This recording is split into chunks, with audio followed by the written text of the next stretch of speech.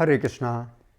अब भगवद गीता के दूसरे अध्याय के अंतर्गत श्लोक संख्या 25 अव्यक्तोऽयम् अचिन्त्योऽयम् अविकार्योऽयम् उच्यते तस्मादेवं विदित्वैनं नानुशोचितुम् अर्हसि। तो भगवान इस श्लोक में कह रहे हैं अव्यक्तोऽयम्। तो पहली बात बता रहे हैं कि ये जीवात्मा अव्यक्त है। दूसरी बात भगवान बता रहे हैं अचिंत्योयम, ये जीवात्मा अचिंत्य है। और तीसरी बात भगवान बता रहे हैं अविकार्योयम उच्यते, यह जीवात्मा अविकारी कहा जाता है। तो तीन बातें हैं। पहली बात है अव्यक्तोयम, कि जीवात्मा अव्यक्त है।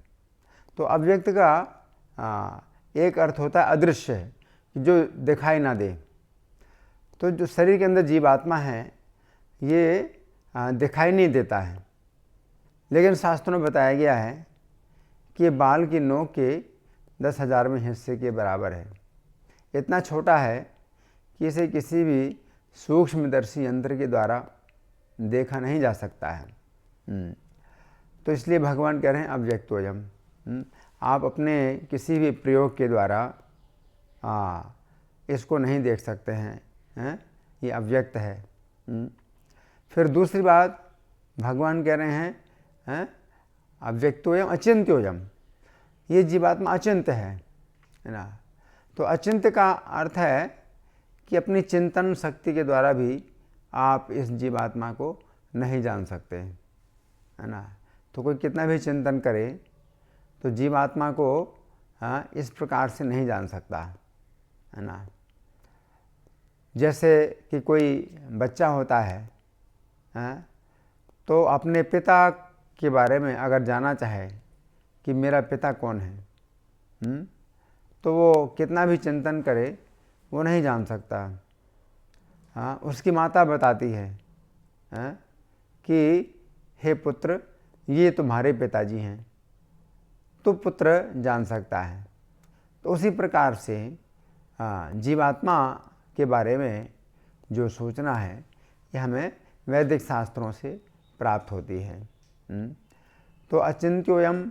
फिर तीसरी बात भगवान करें अविकार्योयम उच्यते, ये जीवात्मा अविकारी है। अविकारी का मतलब है कि इसमें वो विकार नहीं है जो शरीर में है। शरीर में 6 प्रकार के विकार यानी परिवर्तन है। तो जो शरीर है हमारा, तो ये उत्पन्न होता है और फिर बड़ा होता है और फिर जन्म में वृद्धि अस्तित्व, इसके बाद फिर बड़ा होना बंद हो जाता है, उसे कहते हैं अस्तित्व। फिर चौथा परिवर्तन है प्रजनन, इस शरीर से और अन्य शरीर उत्पन्न होते हैं। और 5वां परिवर्तन है क्षय, यानी शरीर क्षीण होने लगता है। और 6वां परिवर्तन है विनाश, कि शरीर नष्ट हो जाता है। तो 6 प्रकार के जो परिवर्तन हैं शरीर में, वो परिवर्तन इस जीवात्मा में नहीं है ना। तो ये बात समझना है ना। तस्मादेवं विदित्वैनं नानुशोचितुम् अर्हसि। तो भगवान कह रहे हैं कि इसको इस प्रकार से जान करके तुम्हें शोक करने की आवश्यकता नहीं है ना। तो अर्जुन को जो शोक हो रहा है कि याने भत्वा न जिजीविषामः, कि जिनकी हत्या करके हम तो जीना नहीं चाहते हैं। तेवस्थिता प्रमुखे धृतराष्ट्रा, तो यही धृतराष्ट्र के पुत्र हमारे सामने खड़े हैं जिनकी हत्या करके हम जीवित नहीं रहना चाहते हैं, है ना। तो अर्जुन शोक कर रहे हैं कि इनकी हत्या करके हम जीवित नहीं रहना चाहते हैं, है ना। तो यहाँ पर भगवान बता रहे हैं कि किसी भी जीव की हत्या नहीं होती है। प्रत्येक जीव अपने कर्मों के अनुसार शरीर प्राप्त करता है।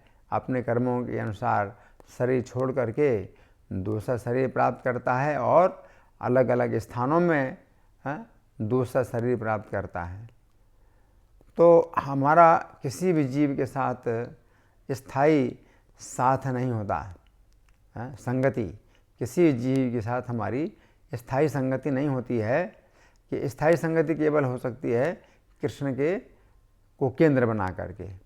तो कृष्ण के धाम में जहाँ कृष्ण ही केंद्र हैं, प्रत्येक जीव कृष्ण की सेवा में लगा हुआ है।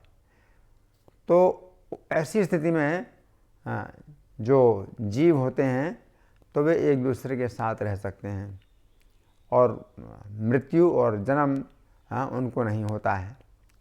लेकिन अगर इस भौतिक संसार में हम चाहें कि हम किसी जीव के साथ रहें तो रह नहीं सकते हैं, है ना। लेकिन जीव नित्य है लेकिन शरीर अनित्य है। तो इन दोनों बातों को समझ करके भगवान कह रहे हैं अर्जुन से कि तुम्हें शोक नहीं करना चाहिए। नानु शोचितुम अर्हसि। तो शोक का मतलब क्या है? बार बार शोक नहीं करना चाहिए। हाँ, कुछ शोक किया जाता है। अगर अपने जो बड़े सम्मानित और बहुत अच्छे चरित्र के और कृष्ण के महान भक्त अगर हमारे बीच से अगर उठ जाते हैं, शरीर छोड़ देते हैं, तो उनके विरह में हम शोक करते हैं। तो ये शोक तो उचित है करना, लेकिन अनुशोचितुम अर्हसि यानी शोक करके हम अगर अपने कर्तव्य को ही भूल जाएं, तो ये उचित नहीं है। ऐसा शोक करना उचित नहीं है कि हम अपने कर्तव्य को भूल जाएं। तो हमारा कर्तव्य जो है इस जीवन में कुछ निश्चित है, और कृष्ण के आज्ञा के अनुसार कृष्ण की प्रसन्नता के लिए हमारे कुछ कर्तव्य होते हैं जिन्हें हमें छोड़ना नहीं है। और जो शोक होता है उसको हमें उतना ही करना है जो शिष्टाचार के अनुसार शोक करना चाहिए। तो इस प्रकार से भगवान यहाँ पर अर्जुन को ये बतला रहे हैं कि नानु शोचितुम अर्हसि। धन्यवाद। हरे कृष्णा।